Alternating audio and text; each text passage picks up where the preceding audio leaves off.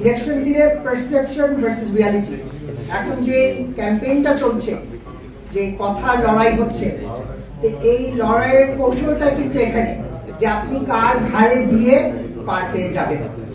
একদিকে যেরকম কিরকম ইতিহাস আছে, অমুক পার্টির সময় দুর্নীতি হচ্ছে, আপনারা রিপোর্টাররা রিপোর্ট করছেন, হয়তোবা কোনো একটা পার্টির সময় কম রিপোর্ট করেছেন, এখনো কোনো বিষয়ে কম রিপোর্ট করছেন, তো সেটা যেভাবে প্রভাবিত করে ভোটারদেরকে, একইভাবে কিন্তু পারসেপশনটা, যে যারা ক্যাম্পেইনে জড়িত আছেন তারা কি বলছেন, তাদের শব্দ চয়নে কোন শব্দগুলো তালিকার উপরে আসছে, সেটার পুরোটা কিন্তু প্রভাবিত হবে।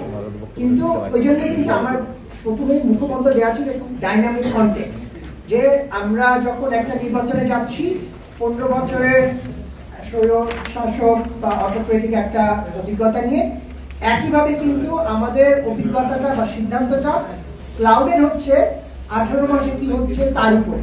এবং এই 18 মাসে ইউ রাইটলি পয়েন্টেড আউট যে এখান থেকে যারা সরকারের প্রশাসনে ছিলেন তারাই আবার কেউ কেউ নির্বাচনে যাচ্ছে। তো আলটিমেটলি তাদের কনস্টিটিউয়েন্সি, তাদের শব্দ চয়ন, তারা কতটুকু সন্তুষ্ট করতে পারবেন ভোটারদেরকে কথার লড়াইয়ে, তার উপরে পারসেপশনটা কতটুকু তাদের থেকে নিতে পারবেন তার উপরে নির্ভর করবে। ঠিক অবজেক্টিভলি যেভাবে আপনি চিন্তা করছেন আমরা চিন্তা করি, সেইভাবে হয়তো বা ক্যালকুলাসটা কাজ করবে। ধন্যবাদ।